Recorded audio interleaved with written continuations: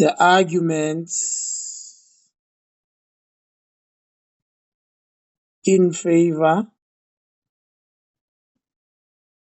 of protectionism. Right. Remember, in our previous lesson, we talked about import substitution, the policy of import substitution,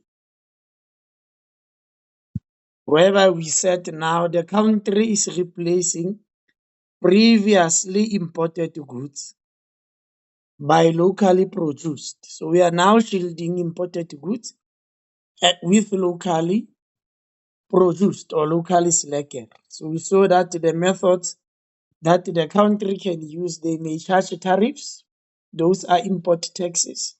They may set quotas, increase their quotas so that they can limit the supply, provide production subsidies to local producers, impose physical control, which can be embargo, physical ban, and so forth. And then we also looked at the advantages, the reasons as to why we do that.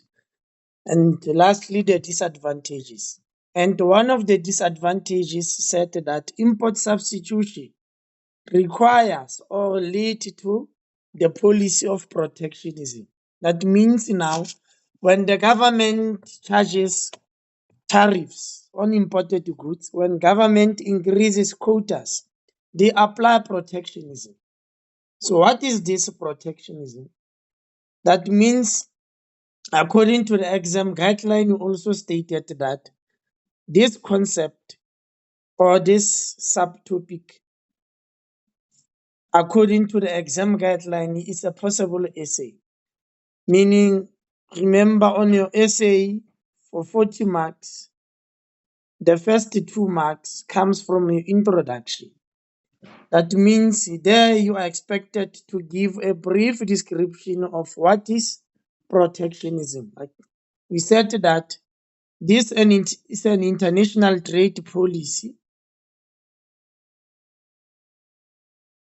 whereby the government now protect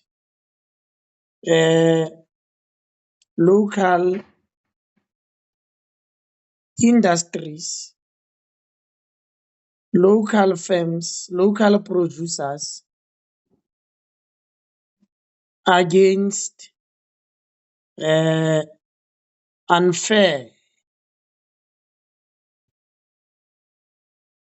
global competition. Okay, by doing what?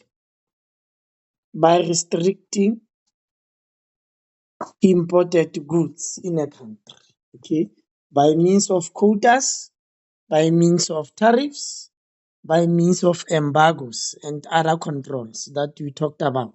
Okay, so it means now we are saying that the import substitution requires a country now to apply this policy of protectionism. So as an introduction, in the 20 out of 40 marks, must be the 2 marks that merely describes what is this policy of protectionism.